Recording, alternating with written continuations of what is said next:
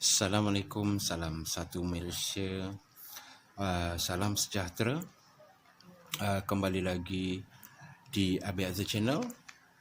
So bagi yang belum mengenali saya adalah Abi Azhar Channel, pemilik channel ini. So sebelum ni saya lebih fokus kepada kerja-kerja yang dilakukan, modifikasi yang dilakukan pada motor atau jentera.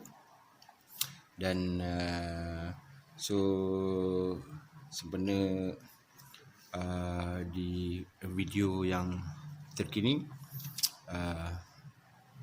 saya mengambil kesempatan ini untuk berkenalan dengan sahabat-sahabat semua. Di kesempatan itu juga saya ingin memohon maaf kepada sahabat-sahabat semua, subscriber saya, di mana agak lama saya tidak menguploadkan video update yang baru untuk jentera VF3i.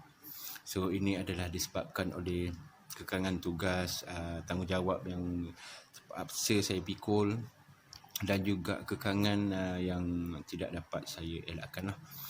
So sempena musim PKP ini, so saya ingin mengambil kesempatan ini untuk mengambil saranan kerajaan dan berharap sahabat-sahabat semua dapat mendengar nasihat dan saranan daripada pihak kerajaan untuk stay safe, stay at home. So ini adalah tugas kita, tugas yang penting untuk kita semua, untuk kita memutuskan rantai jangkitan wabak COVID-19 yang sedang melanda negara kita. So di kesempatan ini juga saya ingin mengajak sahabat-sahabat semua untuk kita kembali merapatkan hubungan silaturahim kita antara keluarga, antara isteri, antara anak-anak dan juga sanak saudara yang berada di berhampiran dengan kita lah.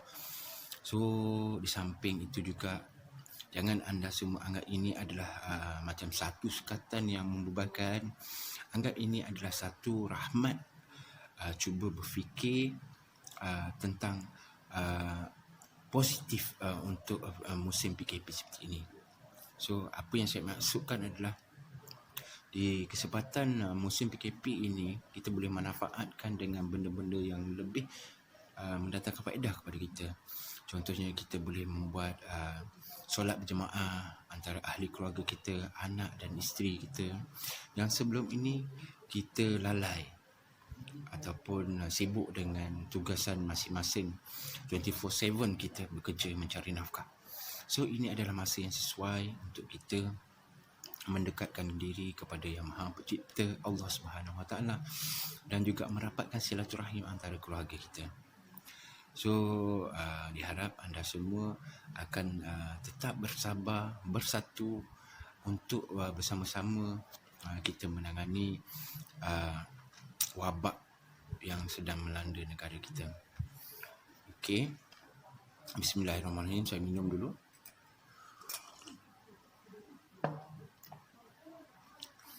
Okey, seperti yang sahabat-sahabat semua dapat saksikan di channel saya, sudah agak lama saya tidak uploadkan video-video terbaru untuk jentera VF3i. Ini adalah disebabkan kekangan tugas yang terpaksa saya pikul lah selama ini. So saya minta maaf banyak-banyak.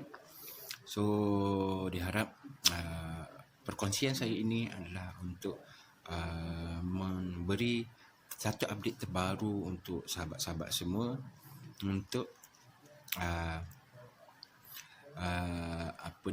untuk modifikasi kepada jentera masing-masing. So selepas ini video saya akan lebih fokus kepada aspek yang berbeza daripada channel-channel YouTube yang lain. So seperti yang sahabat-sahabat semua tahu dan tengok, channel-channel YouTube yang lain lebih fokus kepada modifikasi luaran untuk jentera VF3i ini. So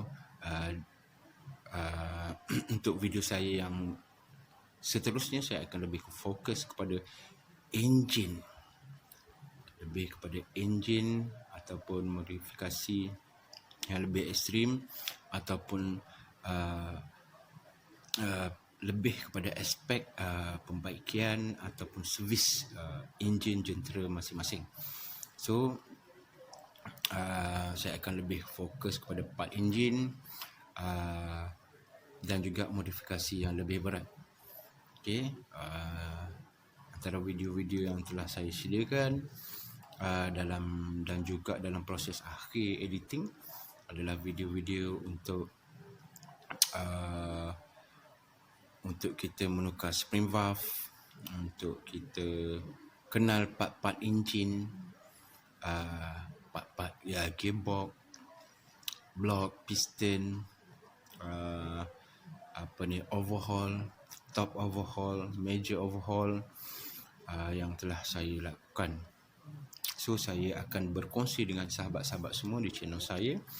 So jika sahabat-sahabat semua memberi sokongan yang padu, ini adalah memberi satu semangat yang kuat untuk saya untuk menyediakan lebih banyak video yang lebih bermanfaat kepada sahabat-sahabat semua.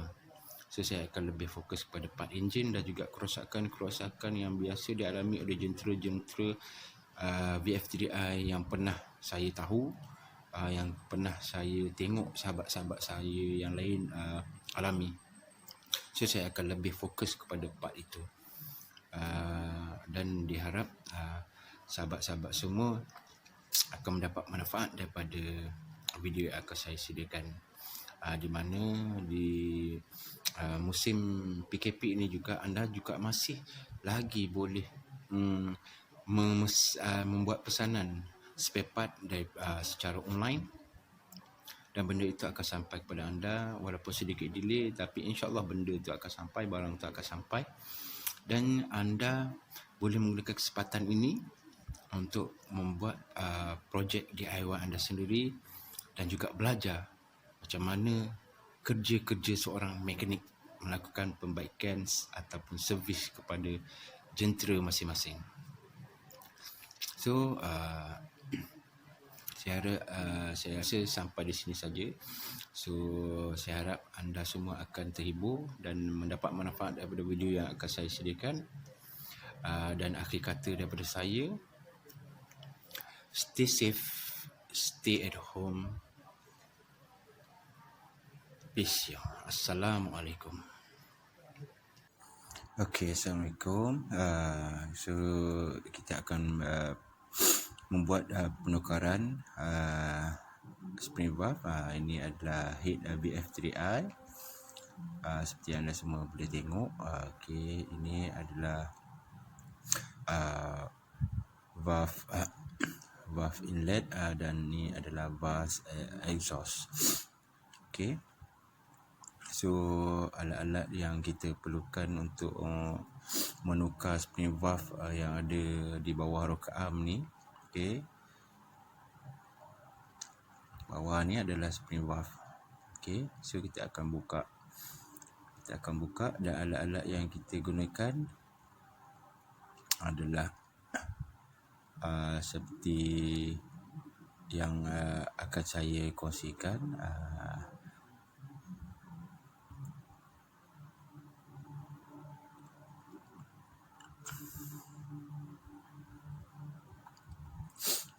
So di sini saya menggunakan spana 10, spana ring 12, 13, socket box saiz 17,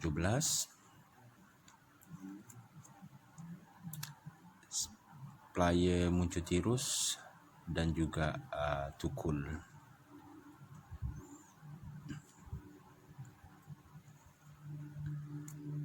So kita terus ke proses membuka step untuk membuka spring valve. Okay, pertama kita buka nut untuk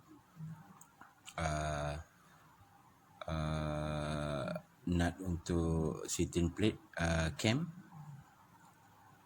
Okay, nut 10. Okay, so ini adalah seating plate cam. Okay, next kita akan buka rocker arm shaft,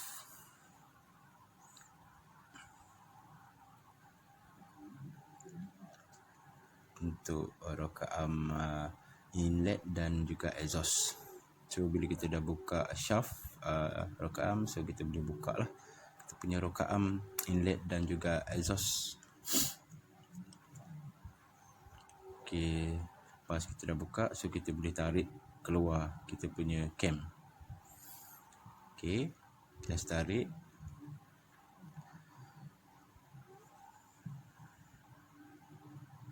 Nah, ini cam yang telah kita keluarkan. Okay, next kita akan terus ke step untuk membuka spring valve, ke 4 spring valve. Okay, untuk membuka spring valve saya menggunakan socket bolt saiz 17, terbalikkan. So terbalikkan dan kita akan ketuk menggunakan tukul. Daya ketukan adalah sekadar untuk bagi kita punya valve quarter atau key terkeluar. Jangan ketuk kuat-kuat sangat. Okey. So pastikan letak betul-betul.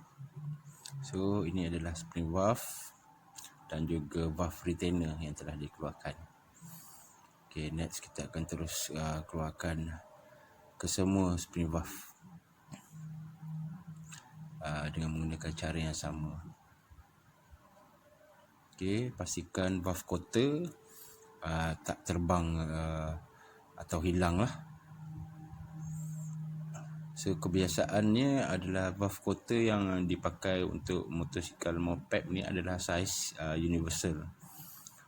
So boleh dapatkan di kedai spare part dan tak ada masalah antara model motor dan motor-motor yang lain lah.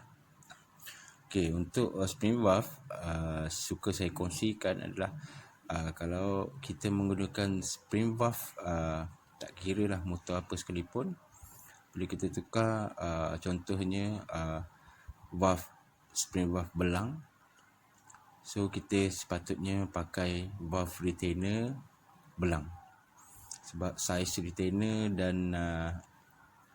dan juga valve adalah sama.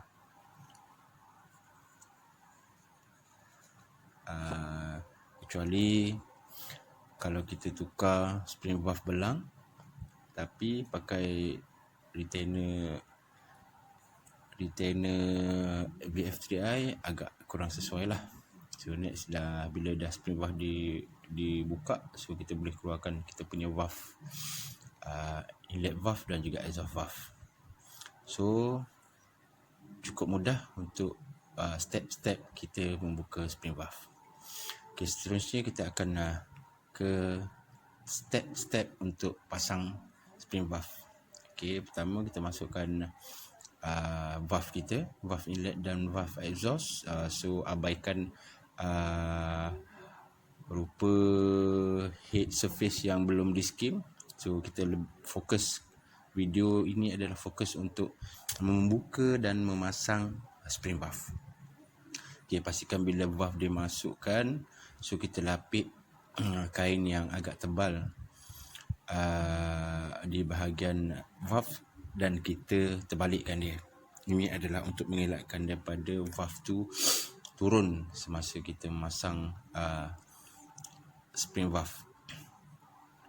Okay, so ini adalah cara saya. Ini memerlukan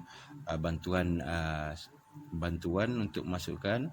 So kita menggunakan spana 12 dan tekan dan masukkan valve quarter sehingga masuk pada kedudukan yang sepatutnya. Okay, so kita teruskan sehingga keempat-empat valve spring valve kita dipasang. Okay, just bagi pressure dan tekan untuk spring itu masuk dan masukkan valve quarter untuk mengelakkan daripada spring tercabut. Pastikan masuk pada level yang sepatutnya untuk mengelakkan daripada valve cabut semasa enjin running. Okay, so cukup simple. Dan last step yang sama juga, bagikan tekanan yang secukupnya, masukkan valve quarter.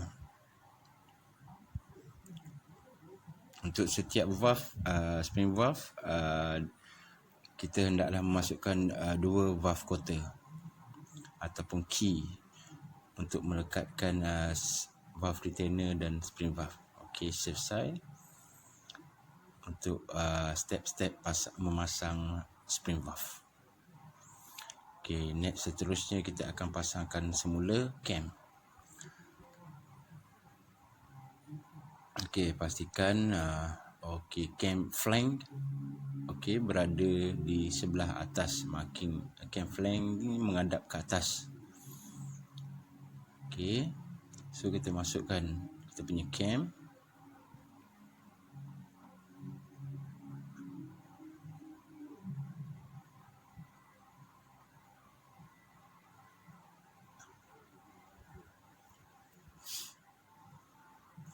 Okey, kita dah masukkan kita punya cam.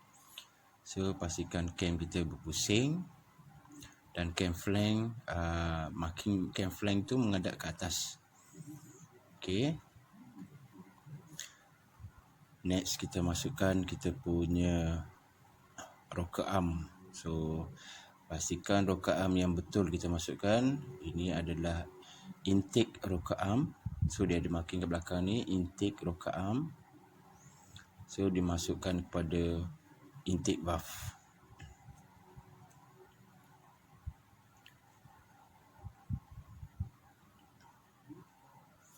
So sama juga. Okey, itu adalah exhaust rocker arm. Exhaust rocker arm. So kita masukkan kepada rocker arm valve exhaust. See, next kita dah masukkan, kita akan masukkan rocker arm shaft. Pastikan bahagian bertanda yang lebih kecil tu di bahagian dalam untuk kita masukkan kita punya seating plate cam.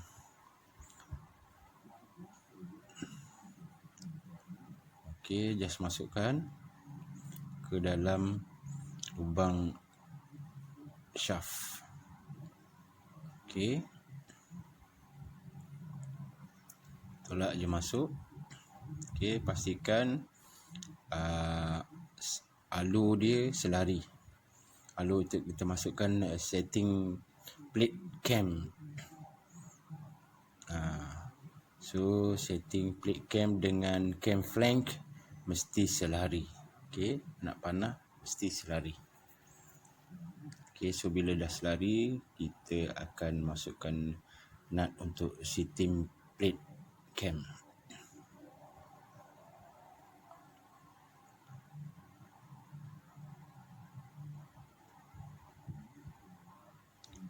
Okey, pastikan marking cam adalah selari.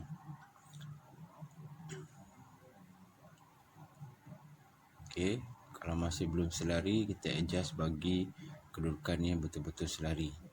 Sebab ini adalah marking yang kita kena ikut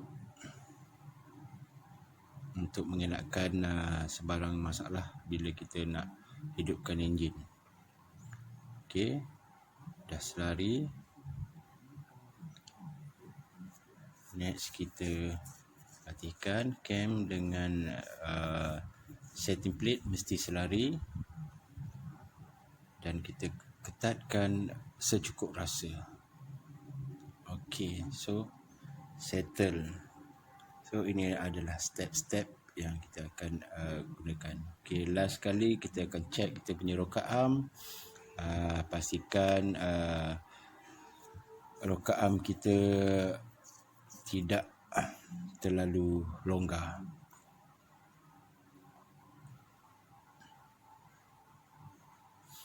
So ini adalah head yang telah siap dipasang, ditukar spring valve.